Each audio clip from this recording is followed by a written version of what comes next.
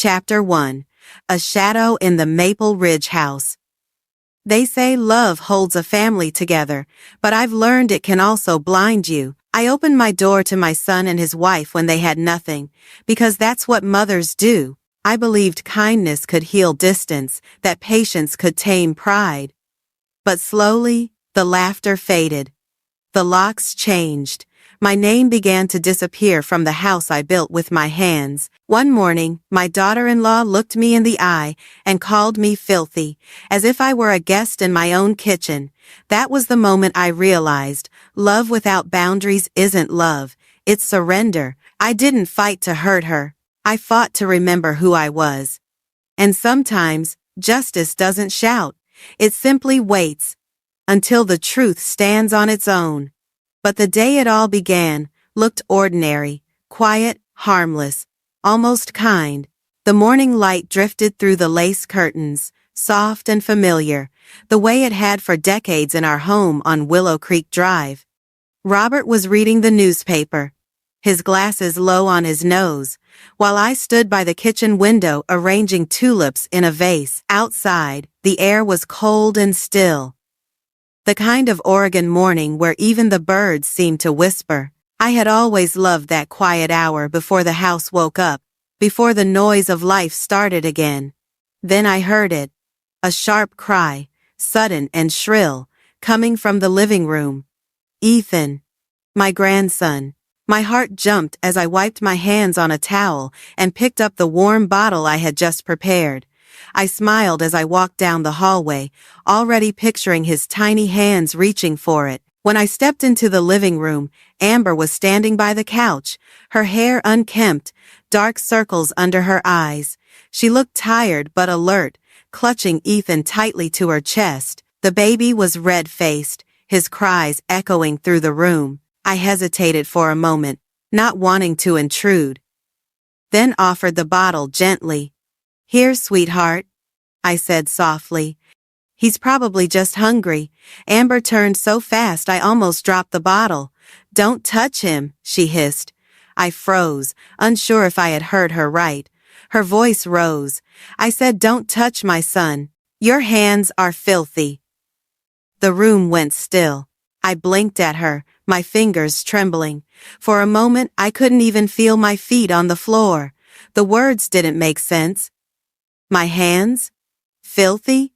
I had just washed them in the kitchen sink. Robert looked up from his chair, his face pale. "Amber, what are you saying?" She ignored him, shifting Ethan higher on her shoulder, as if shielding him from danger. I could see the fury in her eyes, sharp and deliberate, as though this moment had been waiting to happen. I took a step back, still holding the bottle. "Amber, honey, Don't call me honey," she snapped. "You don't know what's best for him. You're always interfering, always hovering." The bottle slipped from my fingers and hit the hardwood floor, milk splattering across my shoes. The sound broke the silence like glass. I knelt instinctively, trying to clean the mess, my chest tightening. My knees ached against the floor. Robert stood now, his chair scraping back, but Amber didn't move. Ethan's cries softened to hiccups. She rocked him, her face still hard, and I realized something had changed, something that couldn't be undone. This wasn't about a bottle or germs or a tired new mother. This was about control. Robert's voice was low but steady. "Amber, that's enough. You don't speak to Helen like that." She turned toward him, one eyebrow raised. "I'm just protecting my child," she said. "If you can't understand that, maybe you should think about what kind of environment he's growing up in." I stood slowly, the spilled milk cold under my feet. The woman in front of me didn't look like the same girl who used to bring me flowers on Mother's Day, smiling shyly, calling me Mom. She looked like a stranger who had taken her place. David came in from the kitchen, rubbing his eyes, his hair tousled. "What's going on?" "Nothing," Amber said quickly, her tone softening. "Just another one of your mom's accidents." I looked at her, stunned, but she didn't meet my eyes. David frowned but said nothing. He took Ethan gently from her arms and sat down, cooing at the baby. For a few seconds, the only sound was the quiet hum of the refrigerator from the kitchen. Robert reached for my arm and helped me up. "Come on, Helen," he murmured. "Let's clean this up." I nodded, but my body felt hollow, my voice gone. We moved slowly, silently, like ghosts in our own home. I wiped the floor while Amber leaned against the doorway, watching, her expression unreadable. When I finally looked up, she was smiling faintly, not an apology, not remorse, just satisfaction. Robert carried the broken pieces of the bottle to the trash. His shoulders were stiff, his jaw clenched. When he came back, he looked at Amber, then at me. "Enough for today," he said quietly. I wanted to say something, to bridge the distance that had suddenly opened between all of us, but I couldn't find the words. I felt like the walls of the house had shifted, like the familiar scent of coffee and wood polish had turned sour. That evening, I sat by the window in our upstairs bedroom, looking down at the porch light glowing faintly through the fog. The air smelled like rain, and somewhere far off a dog barked. Robert was in bed, pretending to read, but I knew he wasn't. "She called you filthy," he said finally. I didn't answer. He closed his book. "I won't let her talk to you that way again." I wanted to believe him, but I heard the uncertainty in his voice. He was trying to protect me, to protect what little peace we had left, but we both knew this wasn't a one-time outburst. Something deeper had rooted itself in this house. Later, when I went downstairs for water, the living room was dark except for the nightlight near Ethan's crib. Amber sat in the armchair, scrolling on her phone. She didn't look up when I entered. "Good night, Amber," I said softly. She kept staring at the screen. I turned to go, then heard her murmur without looking up. "Maybe it's time you stopped acting like this is your house." I froze in the hallway, her words sinking like a weight in my chest. I walked back upstairs slowly, each step heavier than the last. When I reached our room, Robert was asleep, his breathing steady, but I couldn't close my eyes. All night, I listened to the rain tapping against the windows, thinking of the words she had said. "Maybe it's time you stopped acting like this is your house." It wasn't just anger anymore. It was a warning. And deep down, I knew she meant every word. Chapter 2, Silent Cracks. Morning drifted in with a thin mist over Willow Creek Drive, the kind that beads on the porch rail and makes the cedar smell rise from the steps. I folded a dish towel and set it on the counter, trying to steady my hands. Downstairs was quiet for once. Robert stood in the doorway with his coffee, the steam curling around his face. He asked if I had slept. I told him I had listened to the rain and counted each tap on the window. He nodded like a man measuring a distance he did not want to cross. By mid-morning, Amber was up, brisk and focused, moving through the rooms like an inspector. She set a box on the hall table and began sorting keys into neat little piles. She said the old gate lock was sticky and that she had a new one now, better security for the baby. Robert started to answer, then stopped. She held out a small silver key with a colored tag, said, "This one is for you two, and please do not copy it." I felt the request slip over the line into a rule and leave a mark behind it. At noon I put on an apron and opened the pantry. Amber stepped in and asked what I was doing. I told her I was starting soup, the kind Ethan liked to smell while it simmered, carrots and chicken and dill. She pulled out her phone and tapped at the screen. She said we should schedule kitchen time, that it would keep things organized and reduce stress. Then she turned the phone around to show a grid with blocks of color, mornings for her, late afternoons for us, a quiet hour marked for baby naps. I stood there holding a bundle of carrots and felt as if I had just been assigned a shift in my own home. I thanked her and set the carrots back on the shelf. That afternoon, Doris Miller came by with a pie, the blackberry kind she makes every summer. I saw her gray hat bobbing through the hedge and felt a lift in my chest. Before I could reach the door, Amber was already at the gate, one hand on the new lock. Doris called out hello the way she always does, sweet and bright as wind chimes. Amber told her the baby was sleeping and that we were keeping things quiet, best to leave the pie and go. I stepped onto the porch and waved, trying to ease the moment, but the gate stayed closed. Doris set the pie on the top step and touched her hat brim. She said in a voice just for me that the house felt different and that I should call if I needed anything. I watched her walk away and felt my throat tighten. Robert and I took our cups upstairs that evening and sat at the small table under the dormer window. The upstairs had begun to feel like a little apartment, tidy and temporary, with the old electric kettle and the chipped sugar bowl he refuses to replace. He said we should not make trouble over a schedule or a lock, that new parents get nervous, that people say things they do not mean. I wanted to agree. I wanted to be the kind woman who lets everything pass by because love will fix it. Instead, I said that love needs a door that opens both ways. The next week unspooled like thread, you do not notice until it is wrapped around your fingers. Amber posted a note on the refrigerator that said pantry inventory and meal planning. She told me the doctor wanted stricter hygiene. She began wiping the counters twice after I had already wiped them. Then she would smile and thank me for understanding. When a delivery came for David, she signed for it and placed it in the hall closet. She began saying things like, "Let me handle the mail so there are no mix-ups, and I will take care of the bills so you can rest." The words were soft. The effect was not. One morning, I carried a laundry basket down to the garage and noticed an envelope near the inside door. It was addressed to our house, and the logo in the corner said Willamette Power and Water. I tucked it under my arm and climbed back up to the kitchen. I set the basket on a chair, slid a knife under the flap, and pulled out the bill. My name was not there. The account holder line read, Amber Reed, resident. For a moment I thought I must be looking at a secondary notice, something new since the baby, a way for them to help her track usage.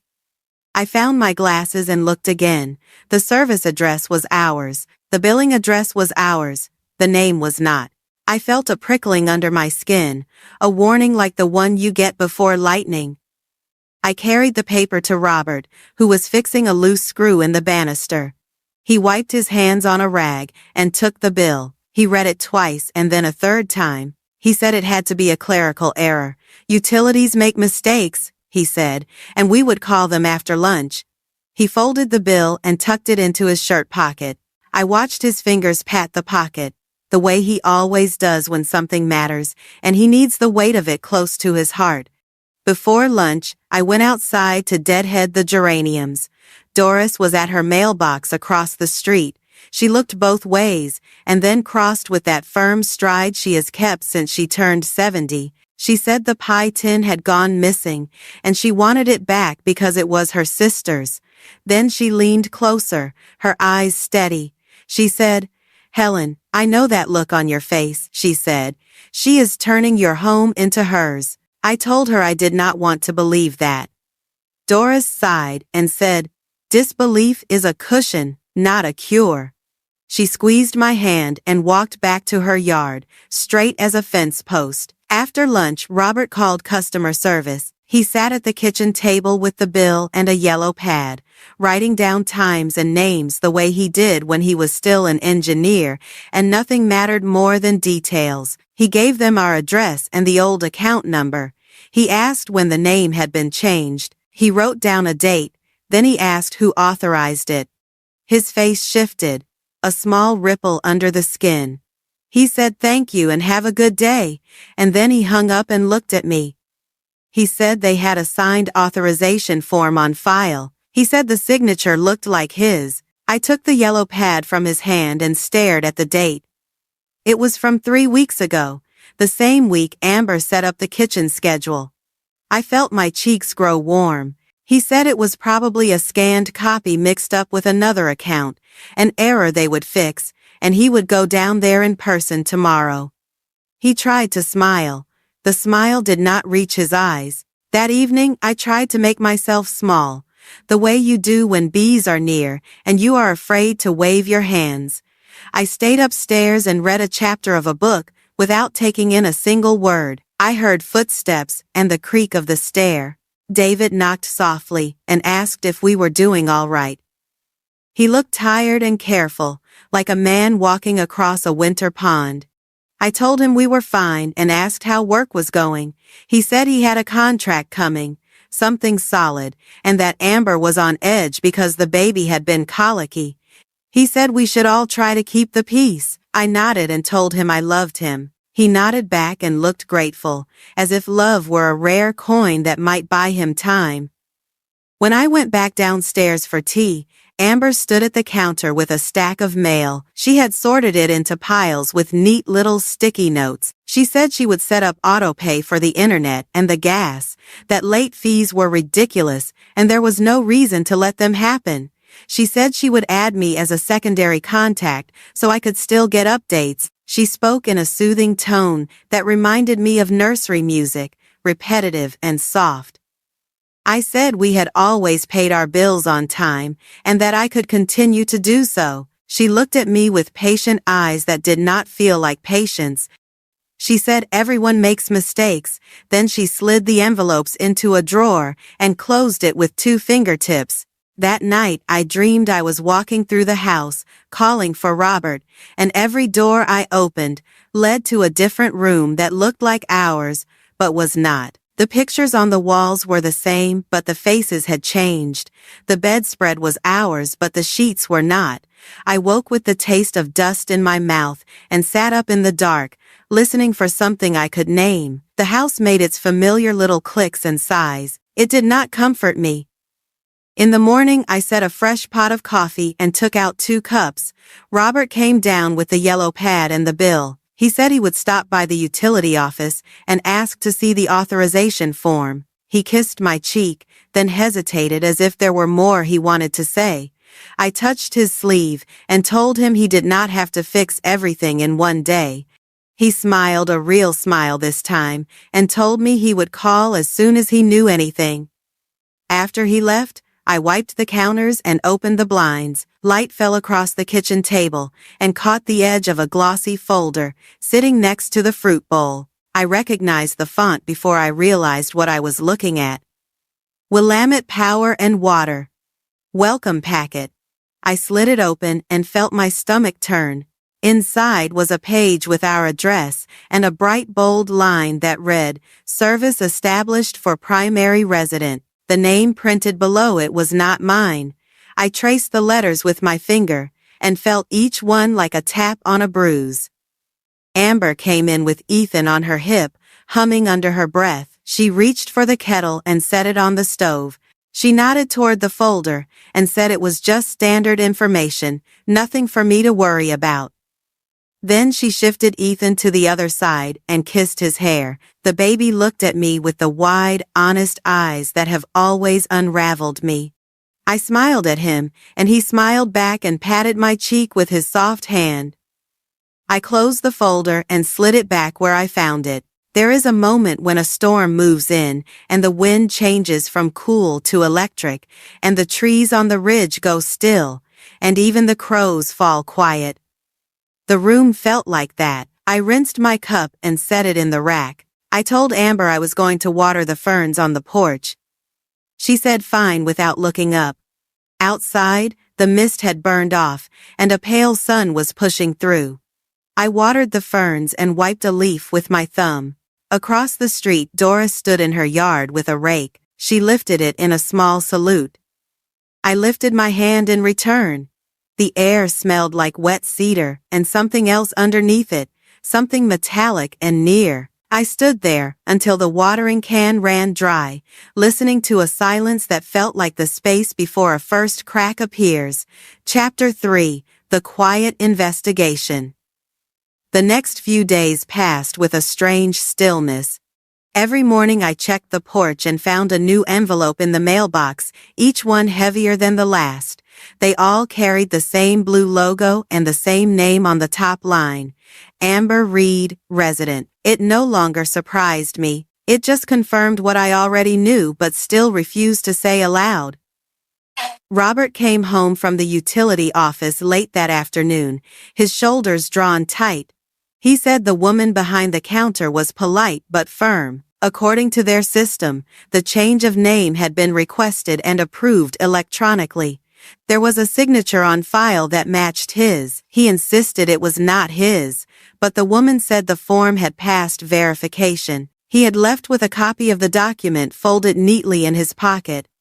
At dinner that night the house was quiet, except for the soft click of forks against plates. Amber asked how his day was. He said fine. She smiled, small and knowing, and passed the salad bowl to David.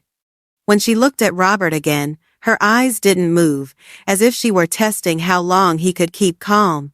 He looked down at his food and said nothing more. Later, when she took Ethan upstairs, Robert went to his desk and pulled out the copy. He laid it flat on the table under the lamp. I watched him trace the line where his name appeared. The handwriting looked almost right, but the curve of the R was off, just enough for me to feel my stomach twist. He said she must have copied his signature from one of the tax forms. He pressed his palms together and stared at them as if he couldn't believe they could be used against him. In the following week, the mail changed completely. Envelopes that once carried our names now carried hers. Subscription notices, renewal offers, junk mail. Everything arrived for Amber Reed. One afternoon I caught the postman at the gate and asked if he could check the records for our address. He flipped through his scanner and said the system listed her as primary resident. He looked embarrassed as he handed me the small package I had ordered and said he hoped it was just a mix-up. I thanked him, though the words tasted dry. Robert started spending more time in the basement where we kept the old file cabinet. I heard drawers opening, papers shuffling, the sound of a man trying to build sense out of chaos. When I went down to bring him coffee, he was kneeling on the floor, surrounded by folders. He said he wanted to find every document with his signature to prove which one was real. He stacked them in neat piles, each one labeled with sticky notes, his old engineer habits coming back like muscle memory. While he worked, I pulled open the bottom drawer that had not been used in years. Inside was an envelope marked household forms, written in my handwriting. I opened it and froze. On top of the papers was a printed sheet titled Joint Household Verification.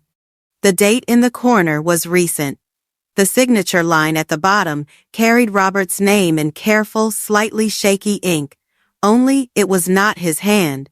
The loops were tighter, deliberate, a woman's version of a man's writing. I called softly for him and held it out. He took the page and stared at it until the lines blurred. "She forged this," he whispered. "She actually forged this." That night neither of us slept much. The wind scraped the branches against the window. Around midnight, Robert got up, paced the room, and said he was done pretending this was normal. He picked up the phone from the nightstand and said he was calling Patrick Green, an attorney he knew from the community board years ago. I watched him leave a message, calm but clipped, explaining that someone in his household had falsified documents linked to his property. He hung up, then sat beside me on the edge of the bed, his elbows on his knees. He said if we didn't stop her now, we might lose everything. The next morning, Patrick called back and arranged to meet at his office downtown.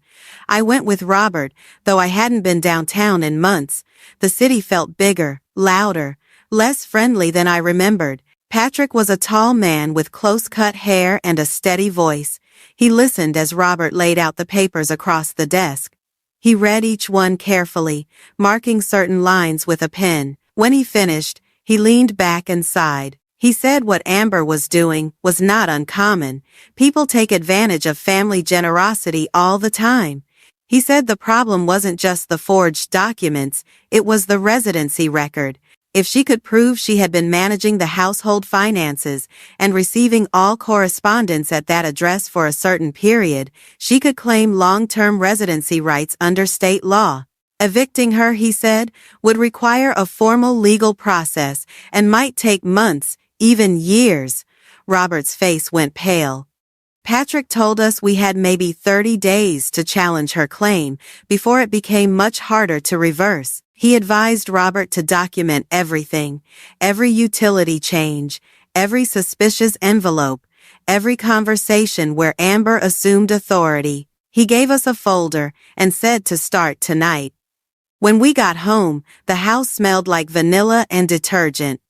Amber was baking cookies with Ethan in the kitchen, her hair pulled back, her voice cheerful. She looked up when we entered and said we were just in time to taste them warm. Robert said he wasn't hungry and went straight upstairs. I stayed behind, watching her take the cookies from the oven, the heat fogging her glasses. She handed me one on a paper towel and said it was good to have family close, that she never wanted Ethan to grow up feeling strangers owned the house he was born in. Her words were wrapped in sweetness but cut clean underneath. I set the cookie down untouched. That evening, Robert spread the folder across the dining table. We worked in silence, labeling copies, printing screenshots, noting dates. It felt strange, like gathering evidence against someone who shared your meals. Each piece of paper made the air in the room a little heavier. At one point, I looked toward the stairs and saw Amber standing halfway down, holding Ethan. She smiled faintly and asked if everything was all right. Robert said yes, his voice neutral. She lingered for a moment, then turned and went back up, humming softly to the boy. The sound faded into the hum of the refrigerator. After midnight, Robert closed the folder and rubbed his eyes. He said we would meet Patrick again tomorrow to sign an affidavit. I sat across from him, the lamp throwing long shadows over the table. He said he never thought he would need to protect his home from someone inside it. I wanted to tell him I still loved this house, the creak of the stairs, the way the afternoon light came through the kitchen window, the smell of rain that lingered in the porch wood. But those things felt far away now, like memories of a place that no longer existed. When we finally went to bed, the clock read nearly 2. I lay awake listening to the faint creaks from the floor below. The sound moved slowly, one board after another, like someone walking through the living room. I thought of the file cabinet, the forged papers, the quiet power of ink on a page.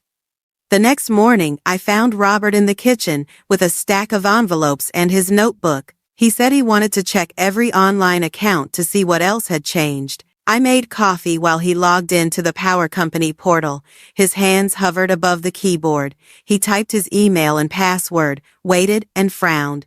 The login failed. He tried again. Slower this time. Same result. He clicked reset password and the confirmation message appeared. A recovery email had been sent to a new address. Not his.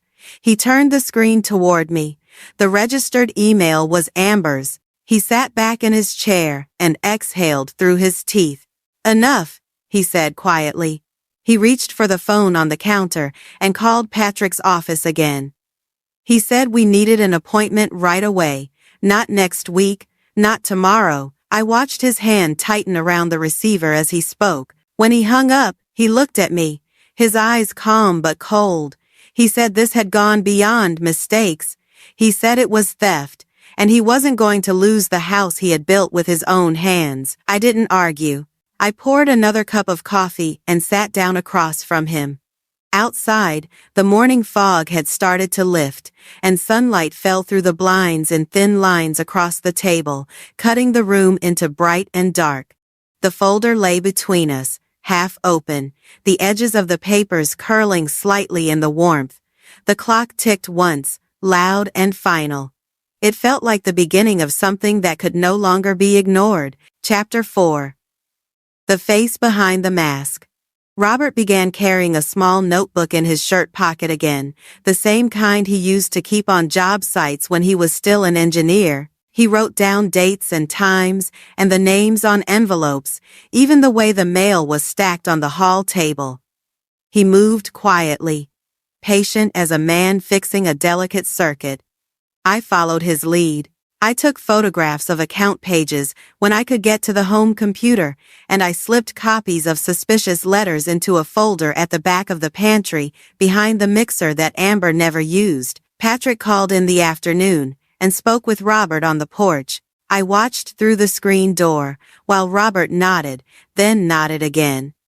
He came back inside and said that we needed to keep our voices calm, that we needed to let Amber think the house was still drifting along on her tide. He said we should not confront her until we had more than a handful of strange envelopes and a forged signature. Evidence first, then action.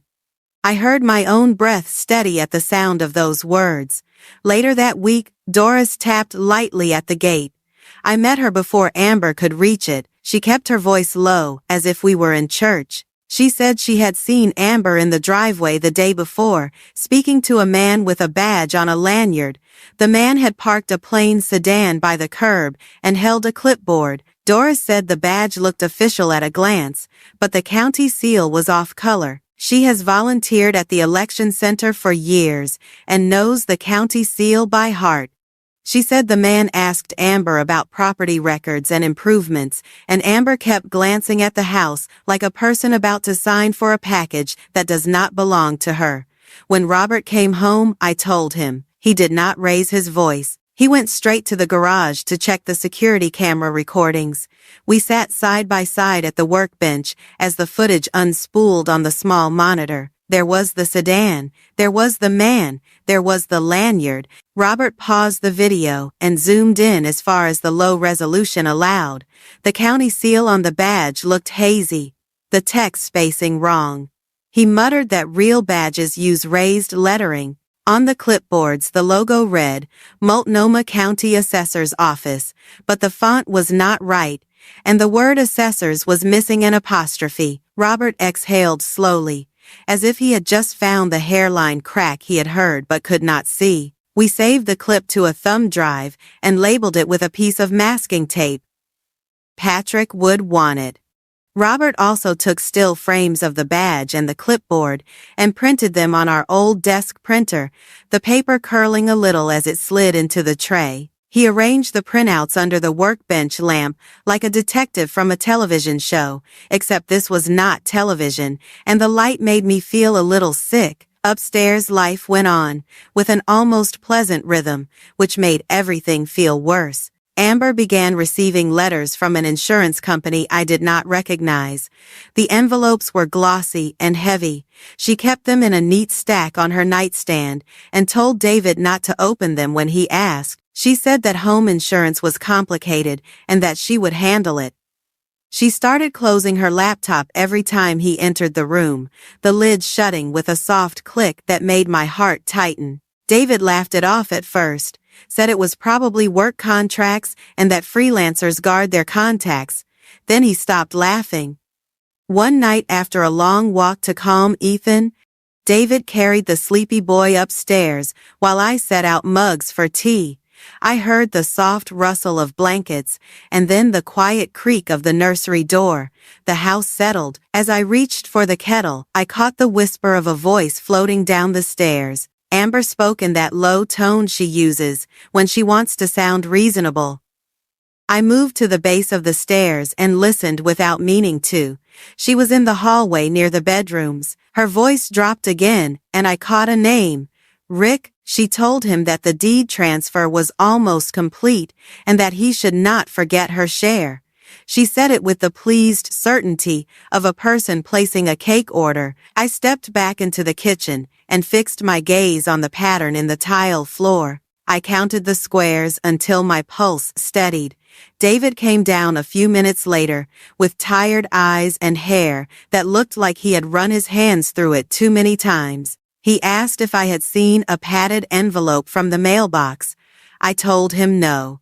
He looked toward the stairs and then away. He took his tea and went out to the porch. The next day, Robert suggested we review the camera footage from the front hall and the porch for the past 2 weeks. He said that if someone had brought papers to the door, there might be another glimpse of the man with the badge. We found 2 deliveries by a courier service, and 1 visit from a woman in a blazer, who left a folder with a sticky note that read to Amber. The camera angle did not show her face clearly. Robert paused the frame and traced the outline of the folder with his finger, like it might give up its contents through the screen. In the evening, David asked to speak to Amber in the den. I sat at the top of the stairs with a basket of folded towels in my lap and listened to the weight of their voices. He began gently. He said he was worried. He said things were moving too fast, and it did not feel right. He said he wanted to see the insurance letters and the online accounts. He said he needed to understand what was being signed in his house. Amber kept her tone smooth and even, the way people do when they have practiced in front of a mirror. She told him that he did not understand property law. She told him that she was protecting their future. She said his parents had always kept them small, and she was tired of living small. She said if he wanted to be a good father, he would stop asking questions and let her finish what she had started. There was a long pause. I could feel David standing on the edge of a place he did not want to enter. Then he spoke, softer now but clearer. He said that secrets were not protection and that he needed to see the documents. Amber laughed. It was not a pleasant sound. She said he could either trust her or stand in her way. He came upstairs later and stood in our doorway without knocking. He looked like he had when he was 10, and a neighbor boy had pushed him on the playground.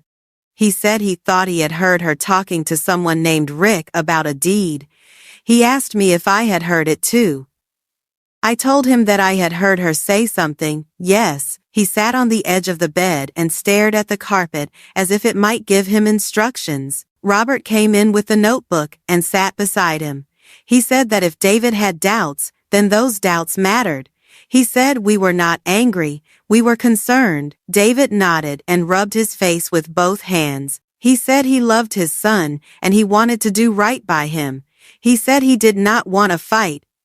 Robert said sometimes doing right begins with a fight you do not want to have. The house felt like it was listening to us. Every floorboard seemed to hold its breath. Later that night, I heard soft tapping from the den. I went down for water and found David at the desk with the laptop he used for work. He had a small thumb drive in his hand. He closed the drive in his fist when he saw me. He said he needed to back up some files. I told him I was making tea. He nodded and said he would like a cup. In the morning, Amber acted as if she had never spoken with anyone about deeds or cuts or shares. She sang to Ethan while she dressed him, then announced that she would take him to the park. David offered to go along. She told him he should use the time to finish an invoice. She held the boy a little too tight as she passed me in the hall. Her smile did not touch her eyes. When they were gone, Robert and I sat at the kitchen table and compared notes. He had printed stills from the badge footage, and I had listed the dates of the strange letters. We felt like two people building a raft from scrap wood while the river rose around our ankles. Patrick called again and said we were doing the right thing. He said to keep gathering and not to tip our hand. That afternoon, Doris raked leaves near the curb and called over in her clear voice that the sedan had returned, just for a moment, then driven on. She said the driver wore sunglasses, though the sky was clouded. Robert wrote it in the notebook.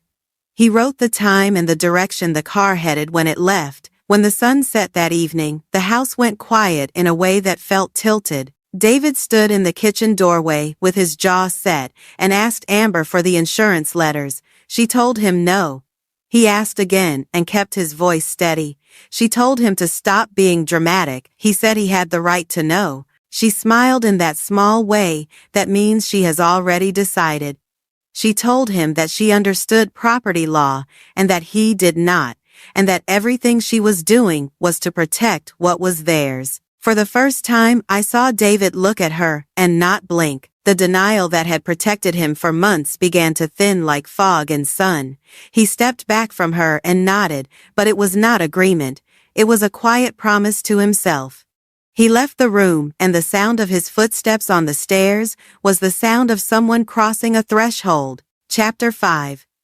The Accomplice and the Betrayal.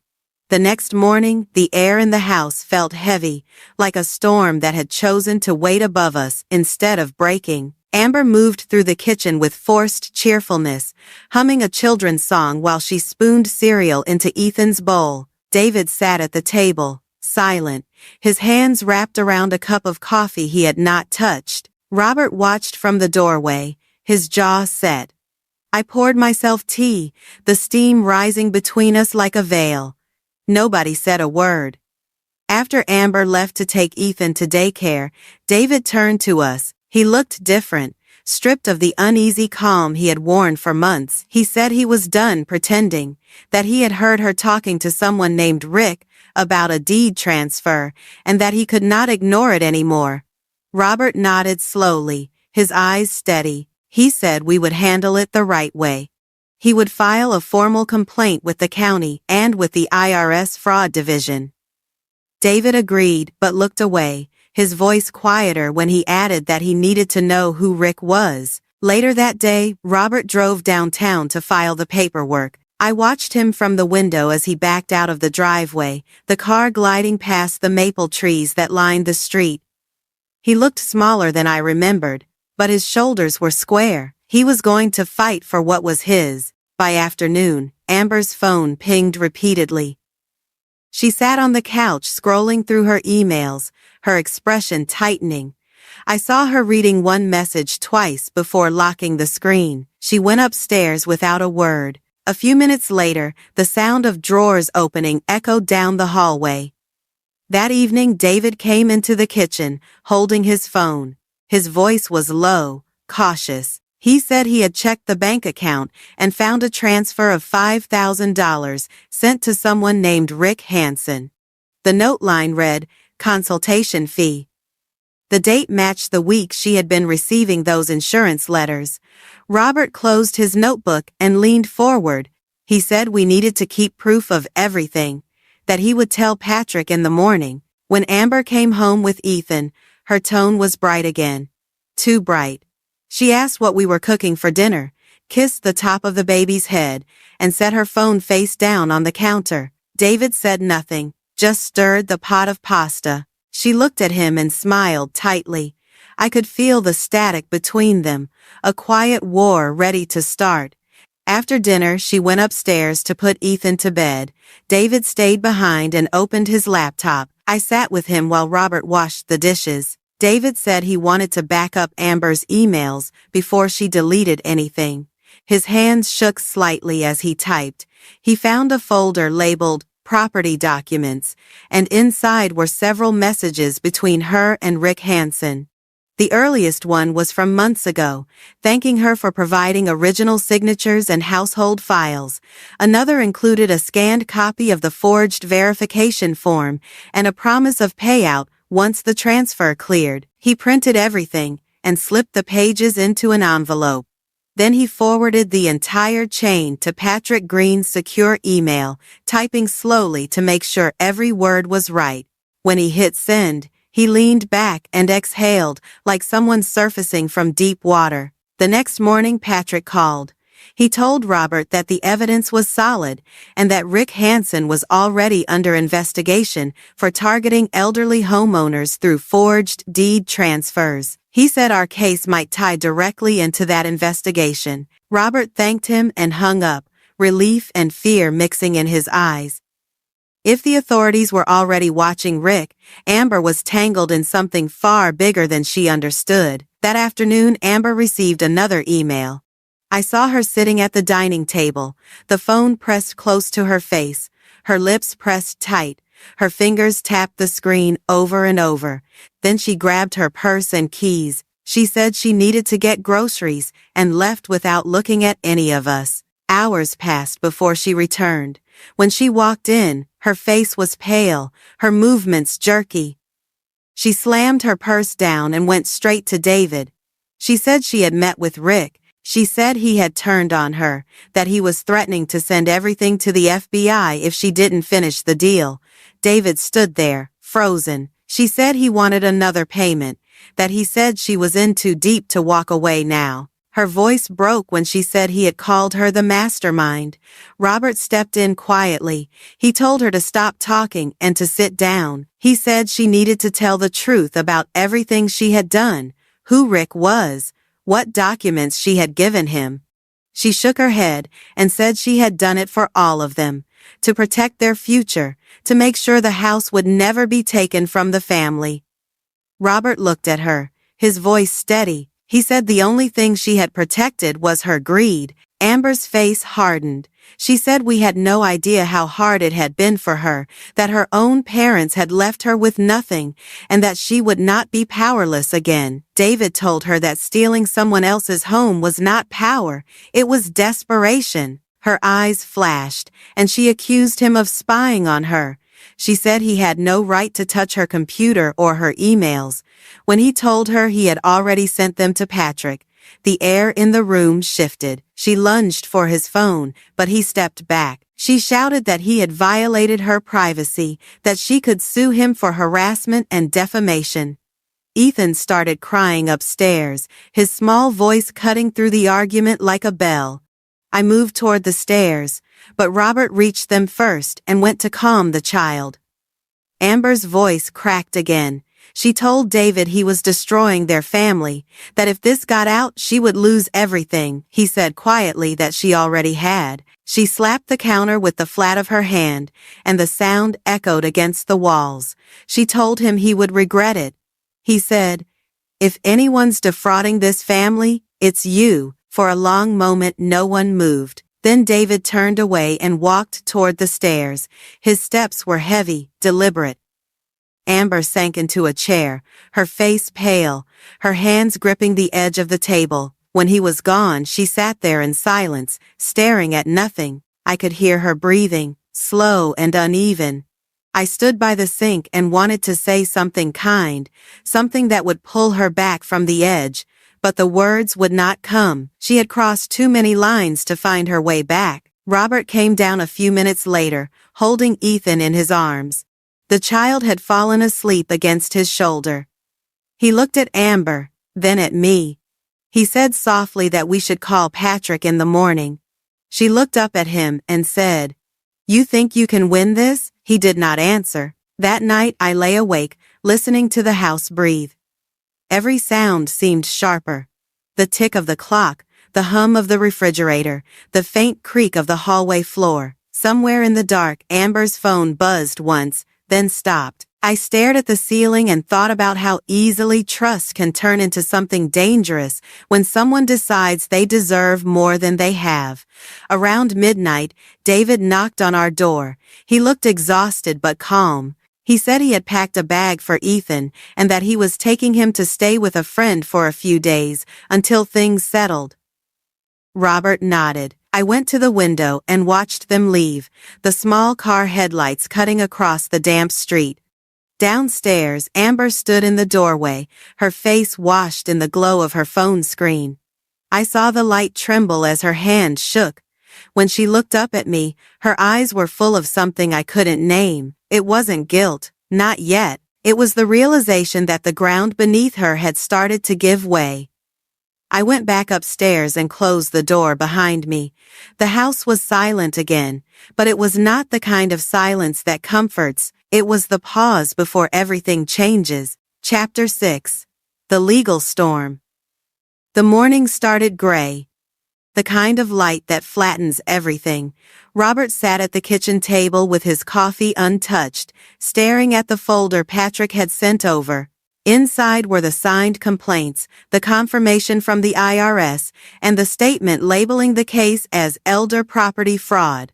August 15th, the date stamped in bold. He ran his thumb along the edge of the paper as if it might change what it said. I stood by the sink, drying the same cup twice. Outside, the mail truck stopped, then drove on. Even the air seemed to wait. When Amber came downstairs, she saw the folder open on the table. Her face drained of color, then flooded back red. She snatched it up, scanning the pages. Her voice cracked when she spoke. "What is this?" Robert answered quietly that it was a notice of federal investigation and that she would receive her own copy. She read the words again, slower this time, and then she threw the folder across the room. The papers fanned out across the floor like a spill of cards. She said she had lived here 8 years, that she had raised her child here, that this house was hers as much as anyone's. Her voice grew louder, sharp enough to make the windows tremble. Robert stood but didn't raise his voice. He said that the house was built on kindness, and she had destroyed it. Amber looked at him as if he had slapped her. For a second she seemed to shrink, and then she straightened again, her eyes wild. She grabbed Ethan from his playmat and said she was taking her son, that we would never see him again. David came in from the yard, hearing her shout. He stepped between her and the door. His voice was calm but firm. "You are not taking him anywhere," he said. She glared at him, clutching the baby tighter. He said she could leave if she wanted, but Ethan was staying with him. The baby began to cry, startled by the heat in the room. Robert moved forward slowly, speaking to Ethan instead of her. "It's all right, little one," he said softly, the same tone he used when fixing things. Amber's grip loosened. She pressed her lips together, looked at each of us, and then turned away. She climbed the stairs, the sound of her footsteps fading until the house went silent except for the faint hum of the refrigerator. That afternoon, Patrick called again. He said the federal investigators had opened the file and that Amber would soon receive a summons to appear. Robert thanked him, his voice low.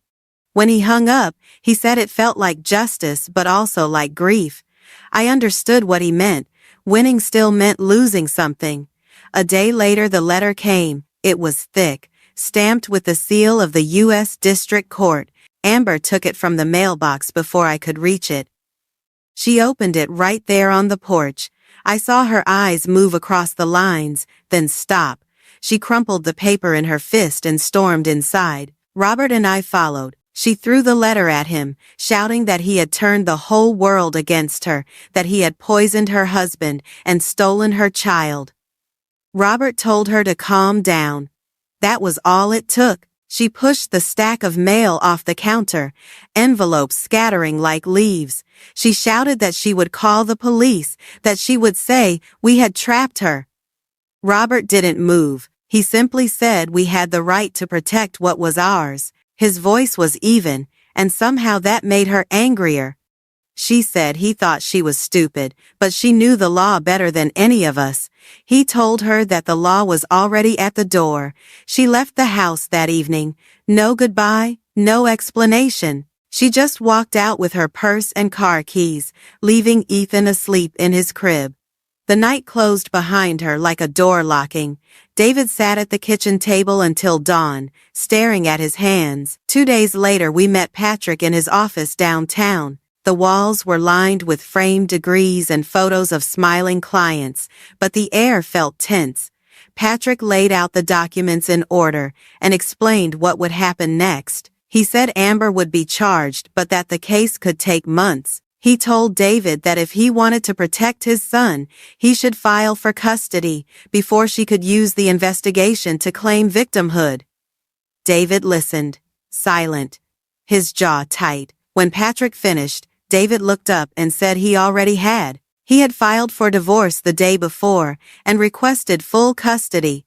He said he could not let Ethan grow up learning that lies win. Robert sat back, eyes wide, as if seeing his son for the first time in years. On the way home, the sun came out for the first time in weeks. It caught the wet pavement, flashing silver between the traffic. David drove, his hands steady on the wheel.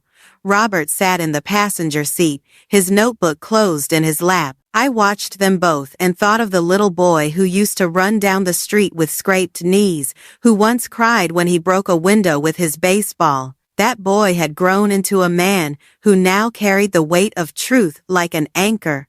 When we pulled into the driveway, Amber's car was gone. The blinds upstairs were drawn.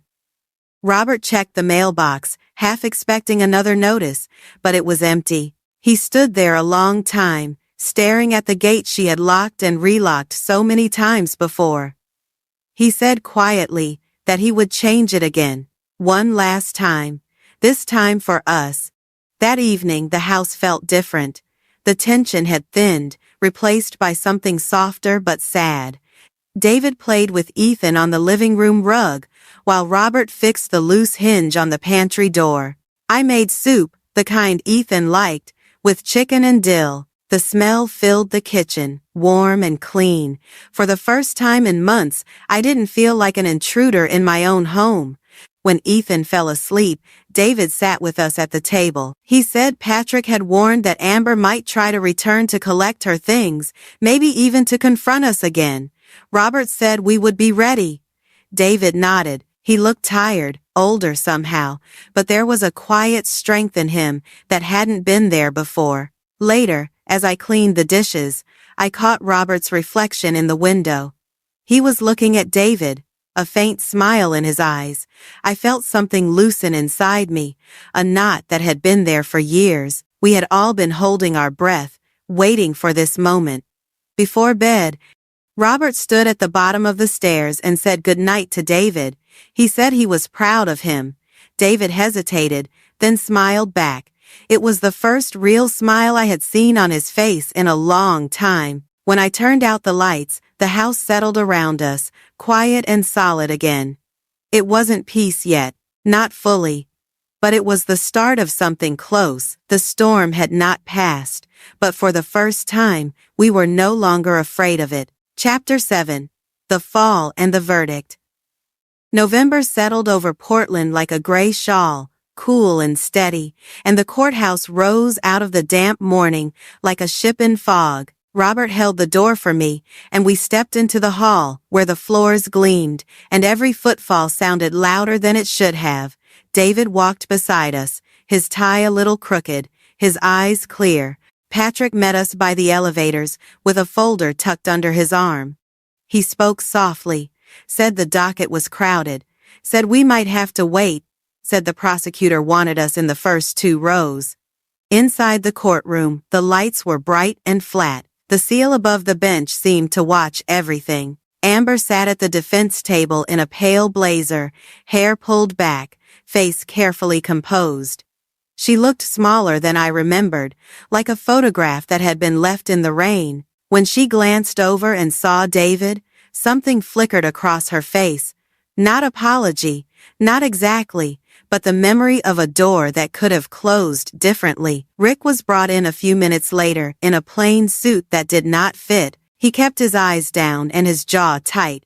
I remembered the blurry badge on our screen, the wrong font, the missing apostrophe, how Robert had leaned closer until the pixels separated, and the truth showed through. Now the truth had a face, and it would not meet ours. The clerk read the case number and the charges. Identity theft, document forgery, obstruction of a federal investigation. The words moved across the room, like stones being placed one by one in a line. The judge asked for the plea, and the attorneys stood and spoke in measured tones. Amber kept her hands folded, knuckles white. Rick stared at the table.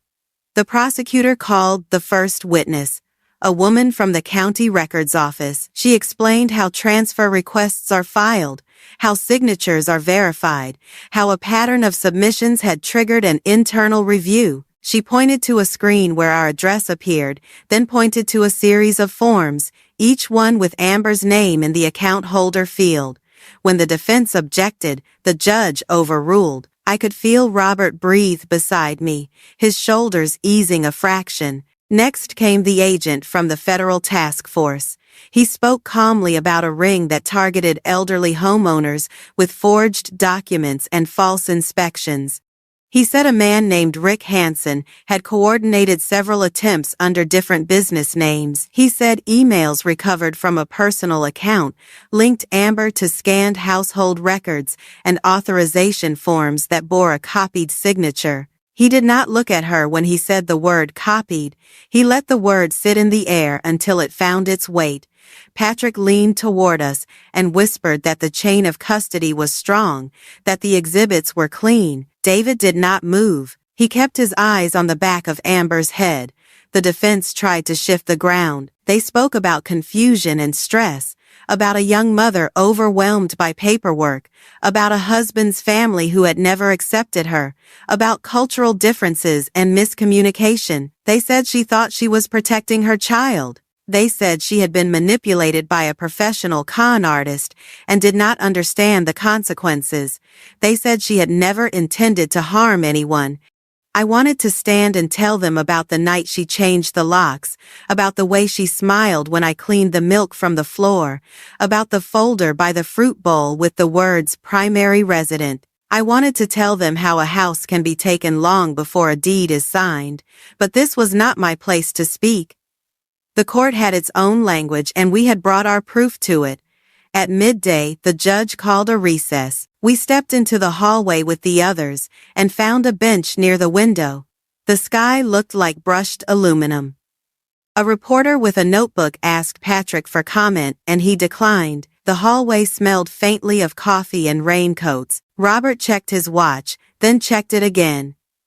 David stood at the window and watched a city bus pull away from the curb, watched people step into the thin rain and lift their collars against it. When we went back in, the room felt tighter. The prosecutor called Rick. He spoke through clenched teeth at first, then resigned himself to the thing he had already done. He said he had assembled a process, that he had used freelance notaries and public records, that he had approached people through a front that sounded like a help center. He said Amber had reached out with a plan to secure her family's home, that she provided documents and expected a payout after the transfer. He said he had pushed her to hurry when the investigation drew close. He said he was sorry. He looked sorry for himself more than anyone else. Amber's attorney asked whether she had orchestrated the ring. Rick said no. He said she was a participant, not the architect. He said the plan existed before she joined it. For a moment the defense seemed to lift, like a bird that catches a pocket of air. Then the prosecutor asked whether she had known what the documents were. He said yes. Had she asked for a share? He said yes. Had she submitted a household verification form with a signature she claimed was her father-in-law's? He hesitated, then said yes. The air went thin. The bird dropped. By late afternoon, the judge returned with findings on the pretrial motions, then called for sentencing in Rick's case first. He received time in custody pending a broader case, and the courtroom murmured, then stilled again. For Amber, the prosecutor argued for penalties that would deter, that would tell every person who thinks paper can quiet conscience that it will not. He asked that she be barred from real estate work for a significant period. He asked for restitution and supervision. The judge spoke at length about trust and the vulnerability of families, about the difference between confusion and calculated steps that accumulate like footprints on a wet floor. He said the law recognizes pressure and fear, but does not excuse used intent. He said her lack of prior record mattered. Then he pronounced the sentence. 2 years of probation, a fine of $50,000, a 10-year ban on any real estate license or related employment, mandatory restitution and financial counseling, and compliance with all civil orders regarding custody and residence. The gavel made a dry sound that seemed smaller than the moment. There was a hush, then the scrape of chairs. The clerk addressed the custody order that had been pending. David stood when called and answered the questions clearly, his voice steady. The judge reviewed the reports and the interim arrangement. He granted David full custody. He granted Amber supervised visitation at a family center twice a month. He advised them both to remain civil for the sake of the child. Amber's face did not change at first. She stared at the bench as if the wood itself could be persuaded to speak again. Then her mouth tightened and her eyes lowered. When she turned toward us, something inside her had shifted. Bitterness, yes. But also a small, hard understanding that no longer looked for a way around itself. Outside, the rain had begun again.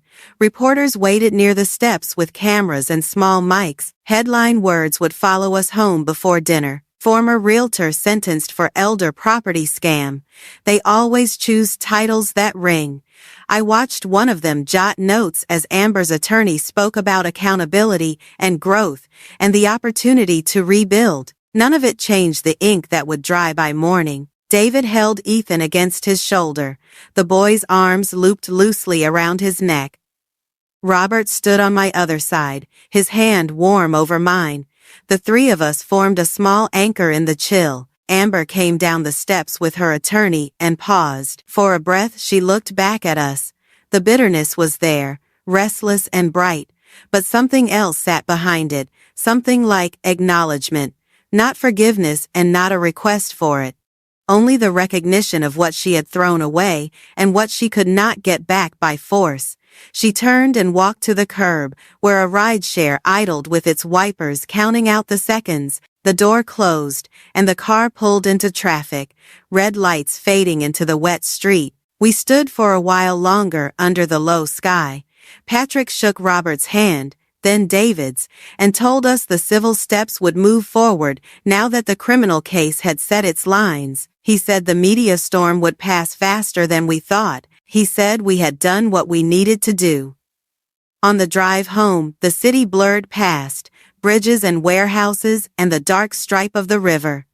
David watched Ethan in the rearview mirror. Robert tapped his finger against the window in a slow rhythm I knew from years of waiting rooms and train platforms. I folded my hands in my lap and felt the odd weightless feeling that comes when a long-held breath finally leaves the body. At the house, the porch light clicked on as we climbed the steps. Inside, the air smelled faintly of lemon from the morning's cleaning. I set my purse on the hall table and touched the edge of the frame that held our wedding photo, the colors softened by time. Robert hung his coat and stood for a moment listening to the quiet. David carried Ethan to the nursery and hummed the song I used to sing when he was small. I walked into the kitchen and turned on the lamp over the sink. Outside, the rain thinned to a fine silver. The room seemed to breathe again. There would be paperwork and forms and 100 small tasks to make the court's words real in the life of our house. But for now, there was a pot to put on the stove and a table to set. I reached for the old soup pot, the one with the nicked rim, and set it on the burner. The flame lit with a small, clean sound. Chapter 8. The House Restored. Spring moved in quietly, soft rain giving way to sunlight that lingered longer each evening. I opened the kitchen window and let the cool air wash through the room while the soup simmered. Robert carried the bowls to the table and set them down with a small care that always makes me feel steadier. The house sounded like itself again. Floorboards creaked in the same places. The back door stuck and then gave with a tired sigh. When the wind shifted, I could smell damp cedar from the fence and the mint I had planted in a chipped pot years ago. On the first clear Saturday, I met Doris in the yard with a flat of seedlings. She wore her straw hat and old gardening gloves that had turned the color of soil. We knelt by the bed near the porch and pressed small roots into the cool earth. She asked how the court papers had turned into everyday life, and I told her there were forms to file and accounts to close, and 1,000 small tasks that were not dramatic but mattered all the same. She nodded and said that ordinary is where peace learns to stand. We worked side by side in quiet, the kind of quiet that feels full and kind. Robert set up a sawhorse by the side gate and scraped the old paint until it curled like shavings. He whistled a tune he used to whistle when he was putting up shelves in the early years of our marriage. I brushed dirt from my knees and watched him brush long, even strokes onto the new fence slats. The color was a soft gray that looked like rain clouds and river stones. He stepped back to study his work, and I saw the boy still living inside the man, the one who once built a kite from newspaper and string and made it fly in a gusty March sky. David found a small rental 4 blocks away on Pinecrest Avenue. The living room had tall windows and a view of the old water tower. We helped him move a couch and a crib, and those boxes that always end up in the kitchen because you run out of places to put them. He stood in the doorway with the keys in his hand, and the look of a person who has decided to carry his own weight. Ethan ran in circles on the rug, and then climbed into Robert's lap, as if the lap had been waiting for him all along. On weekends, the house filled with the bright sound of a child. Ethan chased bubbles across the deck and shouted whenever one landed and shivered and held. Robert dragged an old plastic kiddie pool from the garage and filled it, the hose arcing like a ribbon in the sun. I cut watermelon into cheerful red triangles and wrapped a towel around Ethan's shoulders when he was done splashing. David sat on the steps with his shoes off and his pant legs rolled, a man who had learned that joy does not need to be loud to be real. The first bill in my name arrived on a mild afternoon in April. The envelope was plain, the logo the same. Inside was the account statement folded in thirds, with a cheerful welcome printed across the top. I read down the page and stopped at the account name line. It said, Helen Walker Homeowner.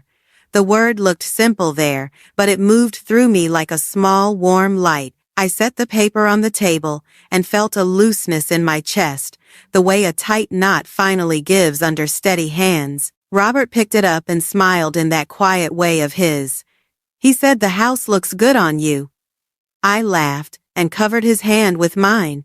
There were supervised visits for Amber at the family center on Stark Street. David took Ethan every other Saturday morning and waited in a pastel room with plastic chairs and a mural of mountains painted on the wall. He told me that the staff were kind and that the hour always felt longer than an hour should. Sometimes Ethan stacked blocks on the table and handed them to Amber without looking up.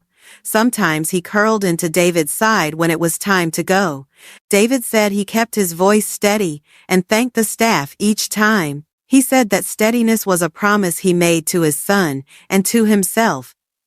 I heard that Amber had moved south to a small town near Grants Pass. A neighbor of Doris has a cousin there who runs a diner and had seen her clearing plates. People said she rented a room above a garage and was saving money.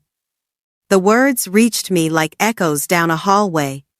I did not feel triumph. I felt the clean border of a life that was finally ours to tend. Nothing more and nothing less. Some evenings I walked the loop around Willow Creek Drive. Gardens had begun to wake. A child's bike lay on its side near a set of chalk drawings that ran along the sidewalk like a map to a secret place. I passed the old oak that still carries a nail from a swing long taken down. The air smelled like cut grass and rain.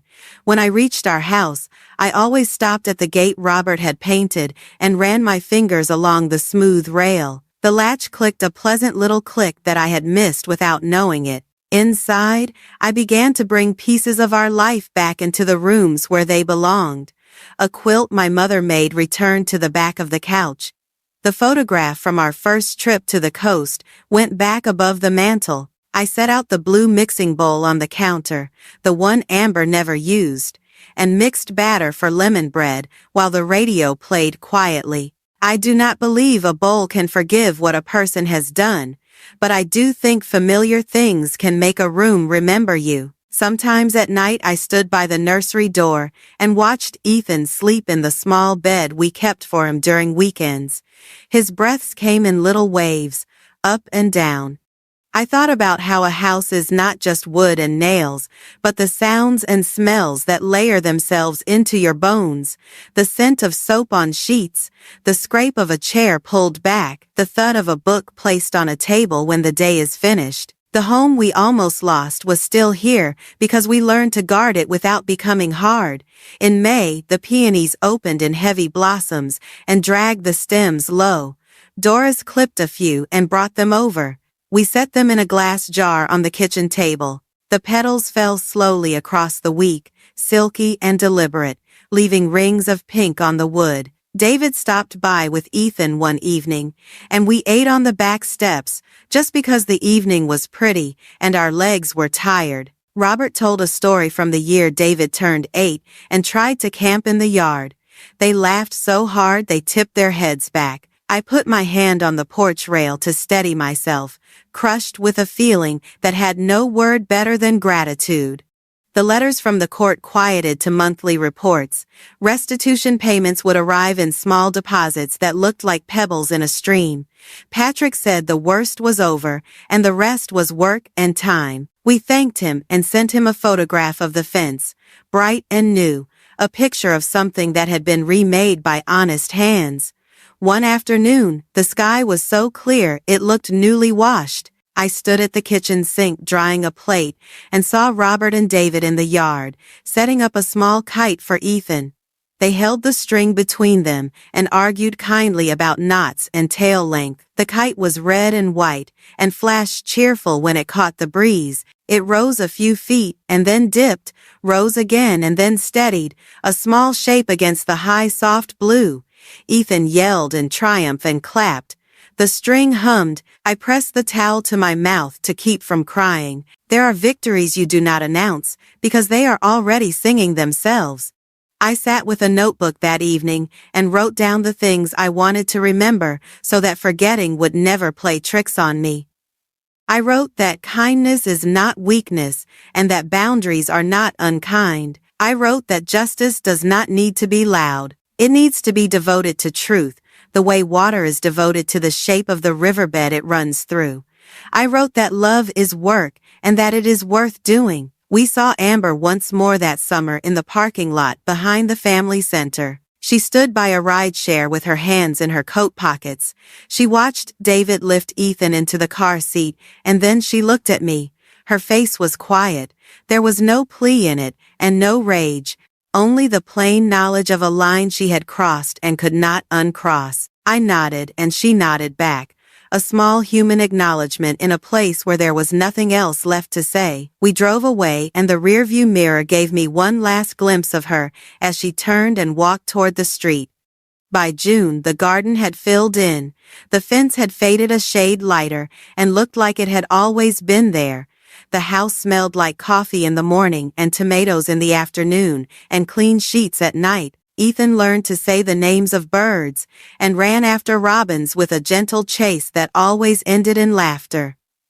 I sat on the step and listened to the long, quiet stretch of evening and felt the old fairness return to the rooms. The next bill from the power company came and I set it beside the first. Both said my name and the word that mattered. I did not keep them for proof anymore. I kept them because they made me smile. So here is what the house and the months have taught me. Kindness has value when it lives beside a gate that you are willing to close. Justice is not a shout. It is a steady hand that sets things back on the hooks where they belong. Families can break and mend in the space of a year.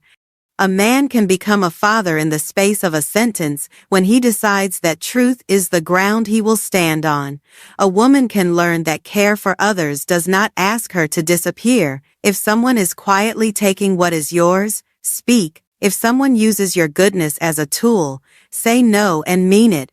Kindness is not meant to be exploited.